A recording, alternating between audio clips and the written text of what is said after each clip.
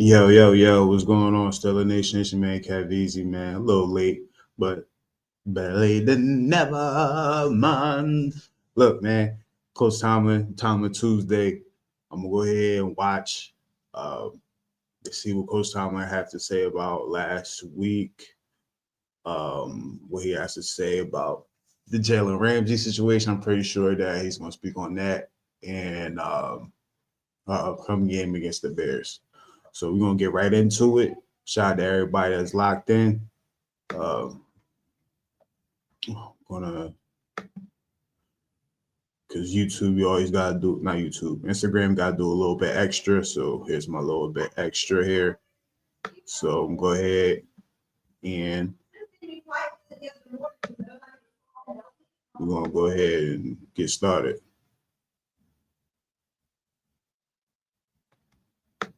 So without further ado, let's get it. Good afternoon. As always, I'll start with a quick assessment of our last performance. I just thought as the game went on, our fight was evident. We made more plays in all three phases the deeper we got into the game. And that's what you want to see and feel from a group that's fighting. And I felt it. Certainly, I thought it was significant. There was less speculation from a defensive perspective of what we might get from Flacco and company. The first time we played those guys, we had a 1 week body of work to study, and it wasn't a complete week. And so there was more speculation about how Joe would alter their attack, how the lens through which he would see it, the things that they would do to get the ball, obviously, to their two top playmakers. And, you know, as we stood in here last week, we said there was less speculation there, although they had been highly successful. I think Joe had thrown for over 400 yards the week prior to our game. There was less speculation there. We could anchor down and make some hardcore decisions about how to allocate our schematic resources and our talent. I thought the guys did a nice job absorbing the plan and executing the plan.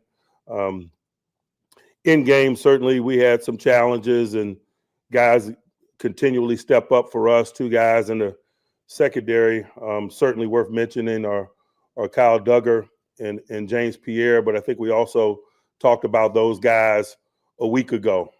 From an offensive perspective, it's good when you absorb some attrition and the ball keeps rolling. Can't say enough about Mason Rudolph. Although we're used to it, it's still appreciated. He's proven over his time here that he's capable of coming in and playing winning football for us. And that's no small task. When you're preparing during the course of a week as a backup, you have a limited number of reps. Usually the guts of the plan are geared toward the specific talents of the starters. And so you may get some reps, but it might not be quote unquote plays that are, you know, perfectly in your wheelhouse.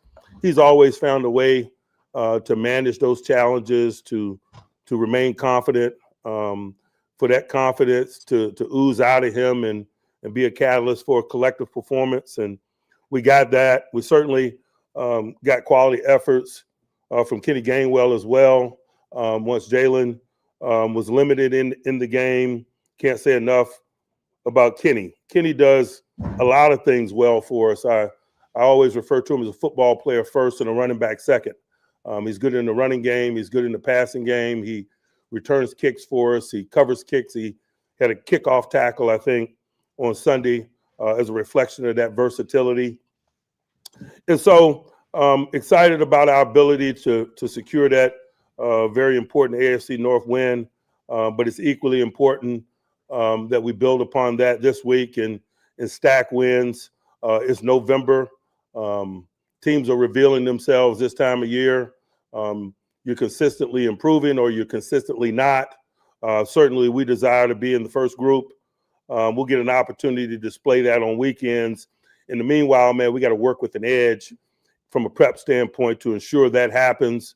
As you get into the guts of this thing, some of your physical preparation gets somewhat limited due to the attrition component of this journey or just simply the nature in which we practice.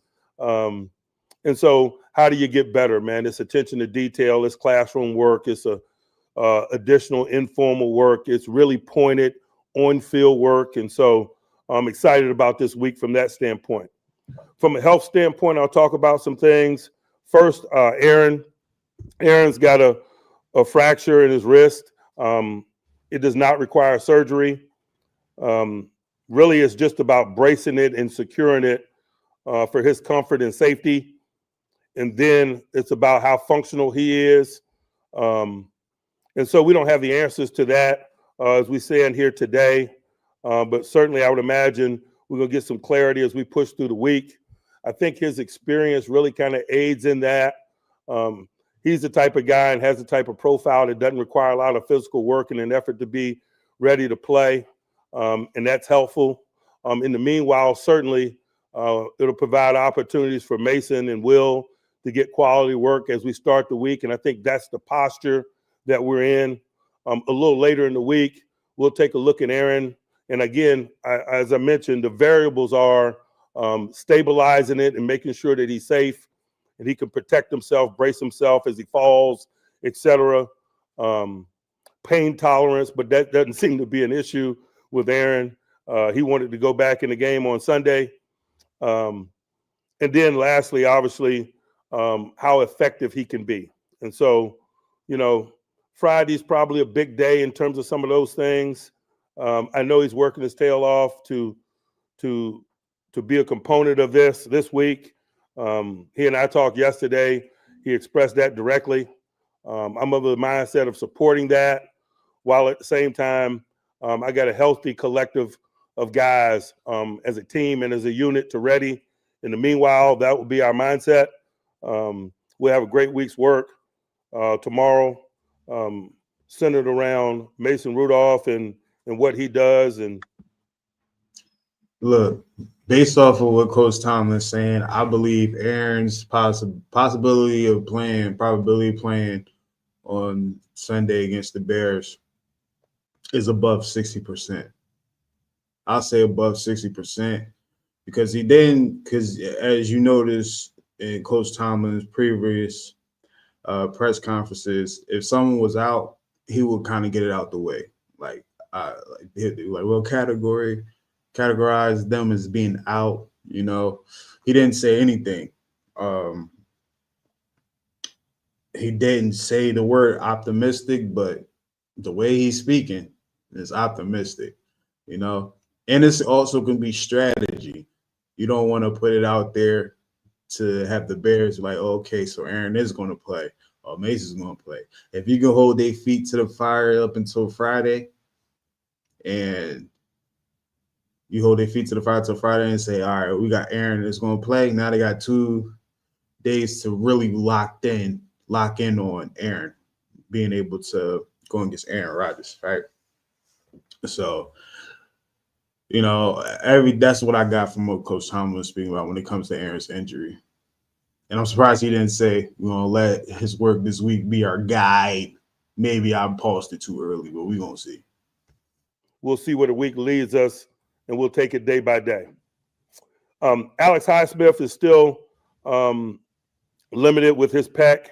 He'll be limited at the early portions of the week. Alex Highsmith. Alex Highsmith is one of my favorite players on the defense. Steeler Nation is divided on their love for Alex Highsmith. Because unfortunately, if you're a Pittsburgh Steelers outside linebacker, if your sack's not through the roof, Pulse, they going to turn on you. They don't see the other things. They don't see how you play the run. They don't see how you play the pass. They don't see how you affect things to aid someone else to make a play. And Alex Highsmith is great at that. And it's making it much harder when you have a Nick Herbig who is not the same type of player as Alex Highsmith. So when Nick Herbig comes in, it's kind of hard to switch your focus to planning on, blocking the Alex Highsmith. And then you got this shorter, faster guy, you know what I mean? That could bend that corner, man. He can be 5-7 yards away from the tackle. He'll still be able to bend it and, make a play. So and the play that Nick Herbig makes is the sack, and and he'll get a strip sack every now and then. So people will see that and be like, "Oh wow, man, let's get Alex up out of here, man." But I'm not one of those that's going poo-poo on Alex Highsmith's value in the defense. But it's difficult when he's not on the field. It's difficult because at the end of the day, you can't keep Nick Herbig off the field. Now, is the rotation thing is pretty good because I see Jack getting in there every now and then. But Alex Highsmith has to be on the field, man. I feel he needs to be on the field. If there's an uptick in his participation and certainly good quality work, we'll consider him. Keyshawn Williams is in the protocol. We'll let the protocol speak for itself. I would imagine Slay is on the other side of the protocol, so we should be able to have him back this week. Similarly optimistic with Cole Holcomb. Yeah, I say on the podcast. Yeah, I low-key forgot Slay was on the team. I forgot he was on the team, man. Him not being in the game is not that significant because we've been getting great play from James Pierre. And we also have Asante Samuel Jr., who I feel like with a full week of practice, I think he was signed in the middle of last week. So he got to practice a little bit. But a full week of practice, he may be a contributor this week if Slay don't come back. Jaylen Warren had an ankle injury in game. It certainly will limit him at the early portions of this week. But I think we're all optimistic about his inclusion as we push through the week. And then we got some other bumps and bruises associated with play. Guys came back like Isaac Seumalo, man, doesn't appear to have any negative effects of his participation. Certainly might limit him at the top of the week, but it's not going to affect his availability as we push forward toward game time. Now on to the Bears. Really excited about this one. I love the challenge of seeing a new collective, someone that we don't see quite often, and certainly they fit that description, but they're also a new collective from a schematics perspective. I'll start first on defense. They have Dennis Allen as their coordinator. He's been around. He has a mode of operation, if you will, and you see it in their video. They covet taking the ball away. They lead the league in takeaways. I think they got 22 on the season. DA also prides himself in good possession down defense. I think they're second in the league in terms of third down success rate. And I think those two statistics are the catalyst for why they're playing really good defense and they're a 7-3 football team. They're taking the ball away from people. They're playing really good on possession downs. Offensive units are at about 33.7, I think, percent conversion rates. Couple that with what's going on the offensive side of the ball, you certainly have your challenges. They got quality players at all levels. They picked up Sweat a couple of years ago from Washington. He's a signature of their front and edge rush. He's a challenge certainly to deal with and has been. At the linebacker level, Edmonds, man, is a sideline-to-sideline tackler, big-time athlete. He's a good blitzer. I think he's got 4 interceptions on the season. They got some guys in the secondary that are really taking advantage of some circumstances, man, and getting people in one-dimensional moments. People have to absorb risk to keep pace with them, come back in football games, et cetera. And they're getting a lot of turnovers. Kevin has done it a long time at the safety position. He's been a ball guy. I was just, talking to someone this morning, man. He picked off balls as a member of the Tennessee Titans. He picked off balls at Middle Tennessee State. Guys that have a knack for securing the ball. Generally, they do it regardless of environment, and it certainly continues in Chicago for him. I think he leads them with 5 interceptions. They're getting some quality play outside at corner as well. Man, Gardner Johnson is a recent acquisition for them, and boy, he has really got on the move and trained in a really impressive fashion. He plays the nickel for them. He blitzes quite a bit. He's really good in underneath defense and man-to-man circumstances. I think he's got 3 sacks. As I mentioned, their third down posture is an aggressive one. They're in an up posture a lot. They blitz and bring a lot of people. Gardner Johnson being one of them, but I'd be remiss if I didn't mention Brisker as well. He's a down safety that's in and around the line of scrimmage quite a bit. I've known that young man a long time and got respect for his talents and his relationship with the game and the energy that he plays with as well.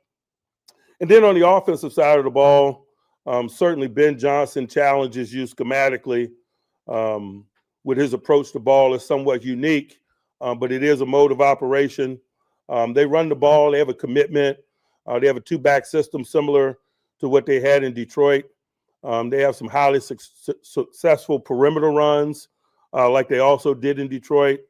They got some third down runs that they'll push your way. They're gadget oriented. The reverse game is a big component of it as well. All things that we saw from him in Detroit.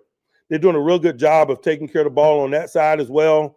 We got a defense that's got 22 takeaways, and I think you've only turned it over 6 times on offense. You're going to be 7-3 or something of that nature. You're going to win a lot of football games, and they have. They do a great job of preserving the ball and protecting it. I can't say enough about what I've seen from Caleb Williams. Certainly, I had studied him a lot, being a young guy in this league and an NFC guy, but just really impressed with his physical talents, his ability to throw the football, his accuracy, his arm strength, his ability to extend, his ability to see the full field while doing so, minimizing negativity, the creativity associated with his escapability and play extension is really challenging. It's not only challenging in the stadium, but to be quite honest with you, it's challenging to duplicate in the process of prep. I doubt Will Howard is going to give us a quality look at some of that stuff I've been looking at on tape, for example. He's got a full complement of eligibles to work with. DJ Moore and others, man, are really impressive. But he's also got some. Will Howard catching strays, but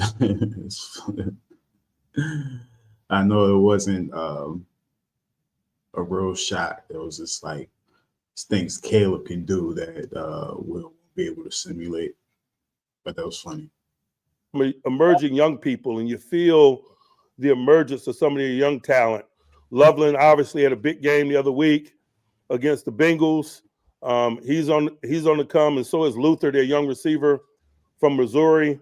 It's just, particularly as you get to this stage of the season, some of these young talented people that people have a lot of draft capital invested in usually captures my attention. They're usually finding their footing in this thing, and their talents are starting to show up more consistently. And so those are 2 lesser known guys that really have my attention as I study and watch tape, and we're at the early stages of formulating a plan. Can't say enough about their commitment to the run game, though. They're number 2 in the league in rushing, and you can't underscore that. But that's something that was very evident. That commitment was very evident from his time in Detroit as well. And so we're working with an edge, man. We're excited about going into a hostile venue, playing against a really good team. If you're a competitor, if you're looking to get better, if you're looking to prove yourself continually, those are some variables that are really attractive. But again, we show our excitement by being locked in and having good preparation days, and I'm looking forward to that over the course of this week. I'll pause and open up for questions. Just to be clear, so you're not ruling out Aaron, the possibility he could play? No, I'm not. Will Friday be the first day that you were tested? Is that kind of where you are? That's just what I have in my mind. There hadn't been anything. I know he's not working tomorrow, but certainly I assume it's going to be a little later in the week. And in the meanwhile, it'll give us an opportunity to really get solid with a plan and physical preparation around the other 2. To see him practice at all? I mean, is he going to have to practice a little bit to be available? Yeah, functionality is a component of it. I don't need it for my comfort, but I certainly need it for functionality, and functionality is a major component of whether or not he gets an opportunity this week. How do you balance game planning with the quarterback up in the air, tailoring it to Mason or to Aaron? it's not anything to balance. We've gone through nine or so games, catering it to Aaron and his talents, and are gaining certain traction there about the schematics. And all the while, we've been gaining some perspective about what's best for Mason. As a matter of fact, each and every week, he kind of goes through things within the plan that are really comfortable for him. And so it won't be our first week at it. Certainly will be our first week operationally, but the process, you go through that just about every week as you prepare a starter and a potential backup in terms of how to best highlight their talents and so that the unit can move regardless of who's playing, particularly when they have different skill sets. Following up on that point. Doctors cleared Aaron to play. Doctors cleared to play. Again, we're not going to get to that until we know that we can stabilize it. And so, Yeah, what kind of question is that? If the doctors clear Aaron to play, he wouldn't have said as much as he said in the beginning about Aaron Rodgers and seeing what happens during the week. It's just a lot of things. I would have saved that question, or I would have rephrased that question. they're probably looking at some devices that do that and things of that nature. I haven't asked specifically that question, but I've given you the line of communication and conversation that we have. It's about stabilizing it. It's about making sure that he can manage the pain. That doesn't appear to be an issue. Again, having been around him, and then functionality. And so those are the variables. How much input is he going to have versus you versus the doctors on decision-wise? It's his body, so certainly he's going to be a component of the discussion. Following up on the point that you made about getting the backup ready and knowing what they want should they get in there. Mason made the point in post-game comments about how valuable the time was. The Bengals' first drive when they got the field goal, the real time was a lot longer than the time off the clock. What they used, the time that he had with Arthur to get those plays in there. Can you kind of take us through how those conversations worked and halftime, knowing he was going in, how that led into getting those plays put together? Again, those conversations happen before we get in the stadium. They generally happen weekly toward the latter part of the week, Friday and Saturday. He'll get time with Arthur and highlight some things within the plan that best suit his skill set, the things that he sees with great clarity relative to who we're competing against. And so when you get in game and you're faced with elevating him, it's simply a continuation of some of those things with a focus on what's transpiring in game. And so that's the nature of the conversation. It transpired at halftime. It transpired continually once they got to the sideline. It's ongoing in between series once you get in game. He only had 2 real series because how the second half unfolded, but that's the nature of the conversation and the flow of information and our general approach to it. Mike, if Slay is healthy, does he step back in as a starter, or will he step with Pierre? Yeah, he steps back in and plays. Certainly, we're certainly going to continue to play James. He's deserving of that, but if healthy, Slay is going to play. Mike, was Jalen Warren cleared to return on Sunday? He was. There was that sequence there right at the end of the quarter where he was on the field. Correct. And then you guys called timeout and he came off the field and then he didn't come back in the rest of the game. Coaching decision based on, was it protecting him or feeling the game will was? He was cleared to play. He was willing to play. We just thought Kenny was doing a good job. Those are decisions that we make in game. Sometimes it's not totally up to the player's will or the expert medical device. It's about who gives us the best chance to win. And certainly at that point in the game, based on what we've seen, things were going well with Kenny. Things were less than ideal with Jalen. And so we stuck with the hot hand. During that final sequence before the half, Aaron did take a couple of hits. Just to clarify, was he injured on the second down throw when he threw it out of bounds? Do you have any idea? I don't know specifically when the injury occurred, no. Mike, with Will Howard now potentially closer to playing time, will he get any reps with the first team this week in practice? We'll see. We'll see where the week goes. That question was only asked because it's Shador. That's the only reason. That's the only reason. Because why wouldn't he? Why wouldn't he? You know what I mean? If he wasn't going to get any reps, they would have just left him on IR. You know what I mean? Let me check Instagram out real quick because They don't show the Instagram comments over there. Tim says he'd rather see Will than Mason if Aaron can't go. I can't say that. We don't know what Will looks like in the NFL. We don't know. He's damn near James Pierre. Like, no real opportunity to do anything before the season. You know what I mean? He got hurt for a preseason game. Because, shoot, we would have saw what he's like. So I don't really know. Like, I would have liked to see if Will Howard could do his thing. But let's not knock Mason, man. Mason has been the guy. And I was reminded yesterday, shout out to Mitch, man. He reminded me yesterday, Mason, a couple of years ago, he won like 4 out of 5 or something like that to close the season out, you know? And we still just happened to lose in the first round. But Mason is very capable, so I'm not tripping off Mason.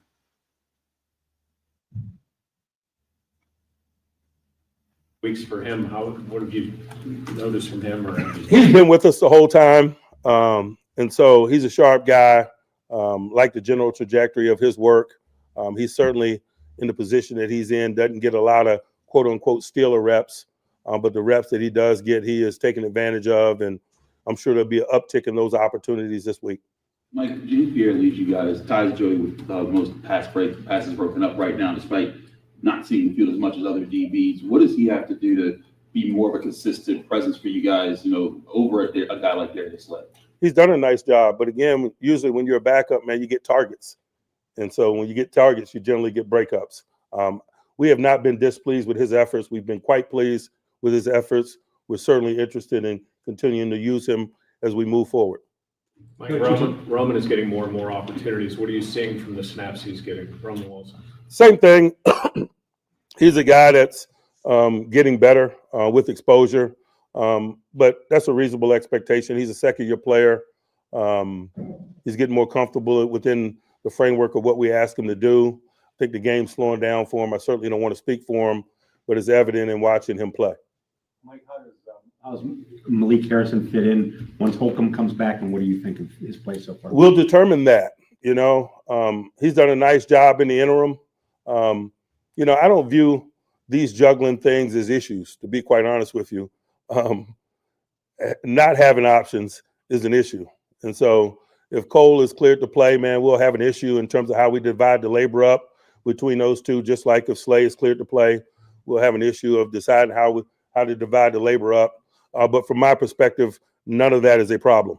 A problem is when you don't have healthy, capable guys available to you. Coach, talking about Caleb Williams' escapability, is your experience with all these matchups with someone like Lamar Jackson applicable for someone like Caleb, even though they're very different players? In some ways, yes, and in some ways, no. Certainly. That's an example of the question I was asked. Whether it was good or bad, that is a question that demands an answer that's more than 10 words. You know what I mean? A lot of these reporters that be up in here, man, they be asking some crazy stuff. They be saying some stupid stuff, and they act like they don't listen at all. It's a lot of ego in their questions. It's like, yo, you heard the man answer your question, but you're going to still ask a question when you already got the answer. But to me, I feel like that was a good example of a question that a response is warranted outside of saying yes or no or surely. I mean, surely. Certainly. You know what I mean? Coach Tomlin always, certainly. That's one of his favorite words. Most of us have a knee-jerk reaction or a schematic response to quarterback mobility, but as you mentioned, they're all unique and individual people. And so really right now, man, we're just getting really familiar with what makes Caleb Caleb. Anyone else? Like the 3 outside linebacker look certainly influenced the Duggar pick 6. See Tim on IG, Tim Lewis 2115. He says, I also like to trade Highsmith and let Herbert start. I spoke on that earlier, man. I don't know if you caught it or not, but it's a lot of people that's feeling like you, that want to get rid of Alex Highsmith. Me, I feel like it's a good problem to have. But I think that the seat is heating up on Alex Highsmith because money is the thing here, you can't pay Alex Highsmith and pay Nick Herbig. Nick Herbig's younger, and Nick Herbig has a superpower that Alex doesn't have, and that's getting to the quarterback fast, being able to beat, no matter how great the lineman is, he's able to beat him with his speed and his bendability. Pause. So, I'm an Alex Highsmith guy. So I just want him to stay on the field because he do other things outside of, he'll get, I don't even know. I could check the numbers. He might have more sacks than TJ this year, but, shout out to Alex Highsmith and Nick Herbig. Nick had a real good rush on that. Are you finding that package to become more useful, especially as Sawyer has gotten a little bit more used to NFL action? Yeah, but, we were in that game even prior to Sawyer. It's really about Herbig and Highsmith and Watt. Obviously, Sawyer's done a nice job of filling in when guys have been missing. But it's about getting people in one-dimensional passing circumstances and getting our very best rushmen on the field, regardless of position. What do you guys have to do to be more consistent on third down, particularly on third and long? The first thing you need to do is stay out of third and long. I don't know many teams in the National Football League that are highly effective in those circumstances. Defensively, it's rushing coverage. It is. And it's a play here, a play there. Not overly concerned about it. You hate when you lose those downs, but not overly concerned about it. Mike, do you get a sense that Aaron especially wants to play this week, given who the opponent is and his familiarity? Aaron always wants to play. Opponent has nothing to do with it. It's his love affair with the game of football. Brooke. Let me pull back what Eric said in the comments, man. Brooke, it's always controversy with you. Like, and if it wasn't you, it was a Didi back in the day. Yo, you gonna be on your way up out of here. Like, I don't know what it is. Like, Brooke just acts shit that, like, her questions will work on a dummy, But it's like Coach T see what's up. He see what's up. A lot of people see what's up. I see what's up. You feel me? Where it's like, come on, dog. Like, a Didi, shut the fuck. Like, what? Like, come on, you playing with us. You playing with us, man. Playing with our intelligence, T's intelligence, you feel me? Like, how Bernie Mac used to do, Bernie Mac show. You gotta stop with doing what you're doing, okay? Stop that shit. Let's see, man.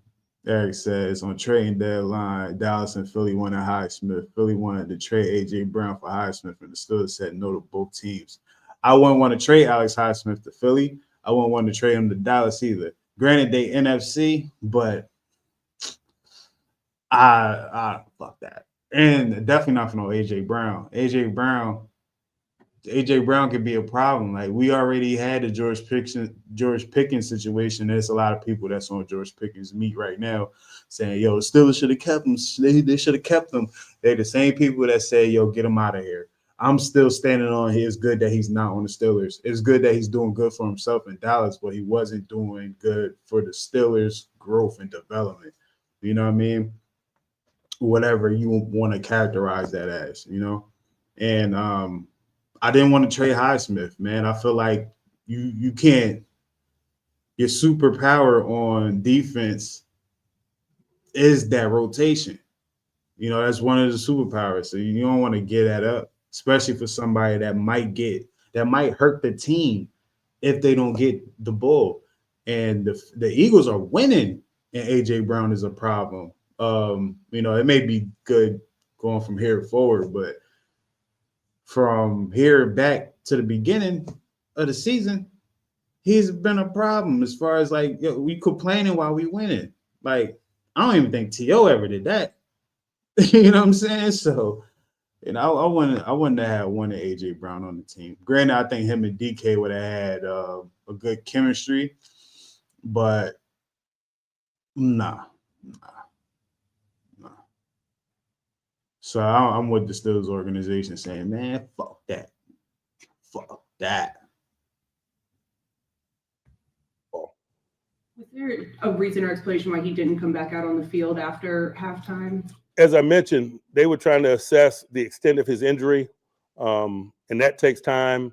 And then certainly they want to stabilize it before they allow him to participate, even if he's willing. And so I imagine that those are the variables that played into him not returning to the sideline. And as I mentioned, the way that. Oh yeah, let me respond here. Tim says, I hate to lose any of the tight ends, but might have to get rid of Moof also. We cannot have Darnell on the field. I agree. And to me, my feelings about having Pat McAfee, Pat Freiermuth, and Alex Highsmith are different, right? It is a good problem that we have 3 tight ends. Granted, Jonnu Smith hasn't been what we wanted him to be, but I kind of figured that maybe he's one of those guys that need targets, and but we kind of bedunked that. He's like the 3rd most targeted on the team, and I don't know, man. I don't know. But anyway, trading Pat Freiermuth is something that I can entertain because we have Darnell, and you can and people forget we have Connor as well. Darnell right now he's way more effective as far as getting something. I feel like we have to really plan hard to get Pat Freiermuth to get things going. And sometimes Pat Freiermuth drop passes where we need him to catch them, man. So, Pat hasn't solidified himself in my heart as someone that's like untradeable, Like, to me, Alex Highsmith is closer to untradeable than Pat Freiermuth, if that makes any sense. If it don't make sense to you, as long as it makes sense in the English language, you know what I mean? The game unfolded. We only had 2 possessions in the second half, I think, offensively anyway. Mike, I know some of the play calling can change from one quarterback to the other based on what they like or maybe don't like. Does the overall game plan change between the 2 quarterbacks? Not necessarily the game plan or your unit personality, but certainly, the things within it. Everyone's different, particularly at the quarterback position. We certainly, if Mason's our guy this week, we want to work within his comfort zone, the things that he sees and does well that might differ from Aaron. And so, but again, it's all within the framework of what it is that we do. How has Darnell gotten better as a receiver, as an option in the passing game, especially this season?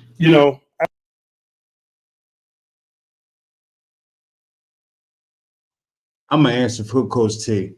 I don't even know what he's about to say. But let me ask you a question, buddy.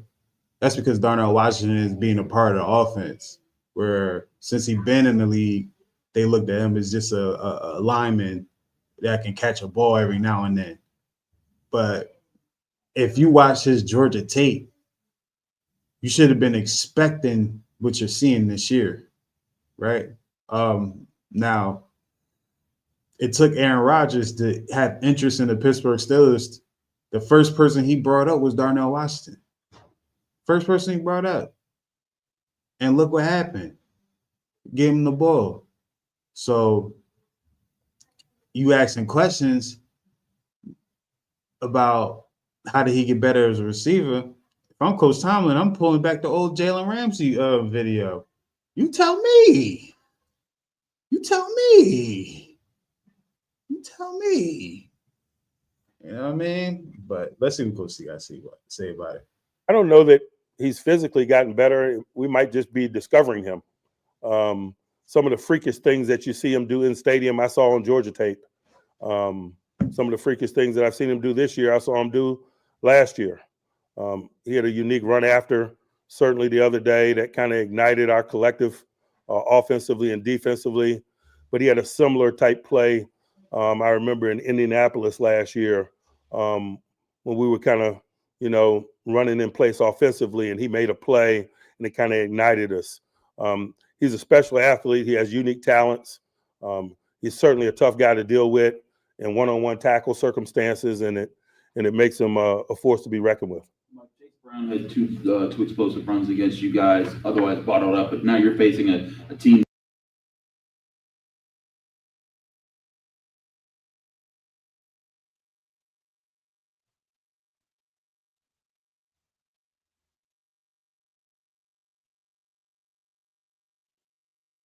All right. Tim says, yeah, it kind of does multiple things from special teams, fullback, tight end. I don't know why he gets the hate. You want to know why he gets the hate? Because they just hate on him. You know what I mean? They just hate on him, man. He drop a pass every now and then, and they hate him for it. Whereas, like, he's a football player. Like, I feel like the Pittsburgh Steelers got at least 5 football players. Like, it may be more, but we haven't been able to see their talents displayed in other areas. But he's a guy that's a football player. Sporonic, number 15, he's a football player. Gainwell is a football player. Let me see. I'm just going blank now, but it is multiple football players on the team. Or you're like, all right, we need you over here. All right, we need you over there. We need you to do this. We need you to do that. And they're able to do it. So I don't hate on Connor Hayward, man. I just feel like if it's a spot that we can give to him, I think the only thing with Connor Hayward is that he's not demanding a spot. But I don't think that he's bad enough where he gets released, when it's time to make the cuts and stuff like that. I think he's always like the between 45 and 53, and the way he's able to be a football player and be used in multiple ways, it keeps him from being in the 50s. So I think Connor Hayward gets hate because also his brother is Cam. So what Cam might be a Hall of Famer. Cam is one of the greatest Steelers of all time. His little brother, we want to see him live up to that, but it's like the way that he plays and what he plays and what he does, it's hard to measure that compared to his brother. So it's a lot of confusion, I feel like, when it comes to hate. People be confused and they just choose to hate, and that's like their sign of relief to just hate on him, man. And then you say Smith more dynamic than Move. I don't know about that this year because I'm starting to figure out. Well, no, my theory was that maybe he needs more targets, and he needs more targets to be effective. But I looked, and he was third on the team in targets. Third on the team in targets. Roman Wilson has more yards than him. Let me put that in perspective. So the Jonnu Smith that we thought we was getting from last year, or the Atlanta years, or even the Tennessee years, it's not what we've been seeing as of late. So that is tough. That's tough. That will make trade. Like, if he was what we thought he was going to be, I think trading Pat Freiermuth by the deadline would have been a thing. But since he hasn't been that, it ain't that. It has like one of the highest explosive run rates in the NFL. What do you guys have to do in particular to stop how Chicago breaks their big runs? It's about us. It's not about our opponent. It's not respectfully. It's about being in our gaps and. He's like, it's about us. It's not about them. Fuck them. It's about us. Communicating and adjusting and being solid that way. Like, were you aware at the time that Jalen Ramsey said that Chase spit on him, and what's your thoughts on how the NFL handled that yesterday? I was aware. I certainly talked to Jalen in game. It's an unfortunate incident. It's not an act that's common to the game of football. It's nothing to do with football. And so I'm not going to comment on it. The NFL office rendered their judgment, and so we're moving on. One thing you've noticed about Mason in your time being around him since he got here as a rookie, how much better he's gotten at playing at tempo, getting in and out of the huddle, making the offense move with pace. Yeah, and that was a component of his game in Stillwater. And I think that's one of the subtle things that you talk about or think about when you're bringing the game to the quarterback. It's not only plays, but pace, personnel groups, relationships with eligibles. There are a lot of variables that come into consideration when you're talking about teeing things up for a specific signal caller. Mike, the turnover battle is always big for you guys. Obviously in LA, not so great, and forced 2 for points this time. Just what was different this time? We caught them. Sometimes it's subtle. As I mentioned, we're not reactionary in our commitment to our turnover culture, whether it's getting the ball or safeguarding it. Sometimes the results may differ, but the spirit and the commitment is unchanged. And so I don't know that anything was different in terms of our commitment or our approach or our process leading up to play. Certainly the results were different, but the results are going to be different every week. I think that's why this game is so exciting and people enjoy it. Mike, what have you seen from your offensive line the past couple of weeks as far as the run game? It seems like it's been kind of sporadic with the big plays you guys have been able to hit in the run game. I just think in general, we're growing as individuals and as a collective and growing in the right ways. But again, it's the same discussion when I was talking about Roman earlier. That's a reasonable expectation. We're a young group, man, with exposure, should come in increased play. And whether that's an individual or whether that's a collective, that's just a general mindset. Mike Ramsey plays with an edge. Hello, my name is Adam Ferrari, the chief.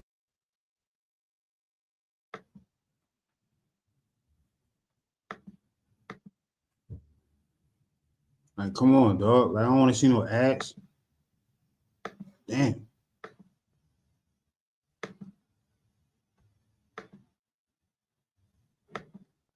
Think I wanted to see that man face? I have no message if someone spits in your face. Word. Do what comes natural. We want that back. Hold up. One spits to him as his whole. That's just a general mindset.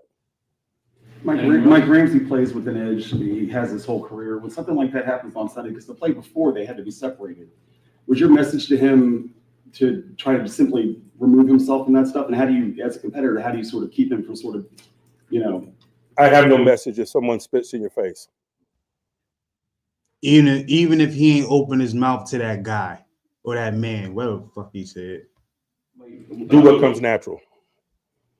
How do you balance playing experienced players versus playing hot players, like in the case of Pierre and Slay, where Pierre is breaking up a lot of the passes, and I know that some of those because he's getting those targets, but overall he is playing at a high level.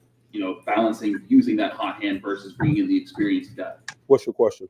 How do you balance that as a coach, making that decision as far as who to use? Thoughtfully. Anyone else? All right. Thanks, guys. Yeah, of course, it's like, yo, wrap this shit up, man. Wrap this shit up, man. You know what I mean? But that's Coach Tomlin Tuesday. You feel me? My biggest takeaway out of the whole shebang is Aaron Rodgers might be able to play with the cast. It's not his throwing hand. If anything, it's his bong hand. If he got a hard cast on, a defender come through, that's not a D tackle. Oh. Especially if they get close, right? Like they get close, Aaron can do that thing. You feel me? Hold up.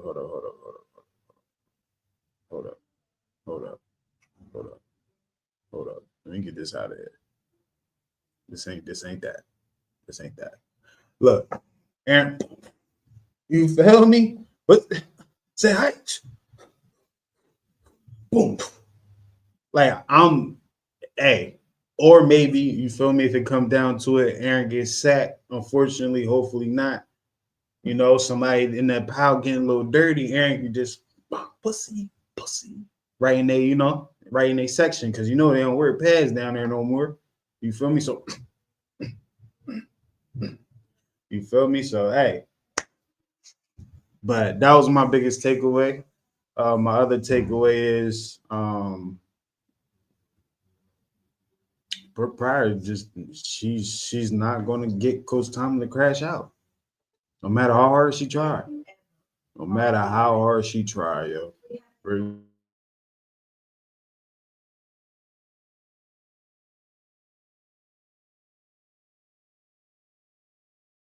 But yeah, man, we had the show yesterday, Steelersfor7 podcast, episode 194. If you missed it, I'm gonna sign out, and y'all see a little clipping from yesterday's show, and be on the lookout, man. Gonna have something for y'all tomorrow, man. Probably gonna have a show tomorrow. Might have a blog. Might have a little open conversation. Who knows, man? But something's gonna happen tomorrow. I hope I don't get flagged because I don't want to sing the song for real. But it's your man KevEZE, man. Salute to everybody that popped up. Enjoy the conversations. You feel me? It was unexpected. I said it on the show last night. It wasn't a long plan. So everybody that popped up, I appreciate it wholeheartedly, man.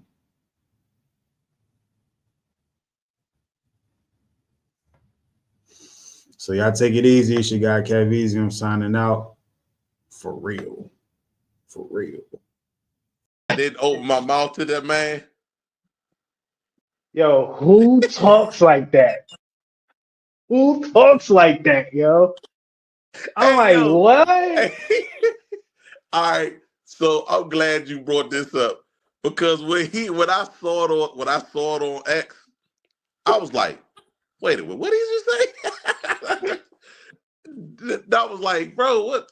Why did you even say that? Like, what? I don't understand the logic in him saying it that way. Like, I don't get it. Yo, that was so flagrant. I'm like, and then the way he said it, he opened his mouth wide as hell. I ain't even open my mouth to that man. I ain't open my mouth to that man. He was saying that you spit on him. Did you spit on him? I ain't never opened my mouth to that guy. I ain't never opened my mouth to that guy.